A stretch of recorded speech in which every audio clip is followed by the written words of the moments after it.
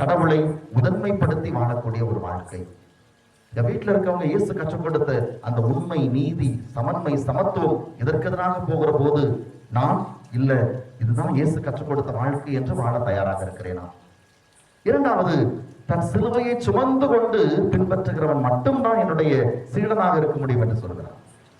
சிலுவை என்பது நம்முடைய துன்பங்கள். எந்த துன்பங்கள்? நாம் அன்றாடம் சந்திக்கிற துன்பங்கள் அல்ல. அது எல்லா மனிதருக்கும் வரும். நாம கிறிஸ்தவனா இருந்தால் இல்லாட்டாலும் வரும். நான் நல்ல வாழ்க்கை வாழ்ந்தாலும் வரும், கெட்ட வாழ்க்கை வாழ்ந்தாலும் வரும். நான் நல்லவனா இருந்தாலும் வரும், அயோக்கியனா இருந்தாலும் கஷ்டங்கிறது அத்தனை உயிர்களுக்கும் பொதுவானது. அப்ப அந்த துன்பத்தை நான் தாங்கிக் கொண்டு இயேசுவை பின்பற்ற வேண்டும் என்று இயேசு சொல்லவில்லை. அது நாம விரும்புறோமோ இல்லையோ ஏத்துதான். அதை யாரும் தவிர்க்கவே முடியாது. அப்ப இயேசு எதை பற்றி சொல்லுகிறார்? விரும்பி நான் ஏற்றுக்கொள்கிற துன்பங்கள். ஒரு கிறிஸ்தவ வாழ்க்கை வாழுகிற போது அதனால் எனக்கு வருகிற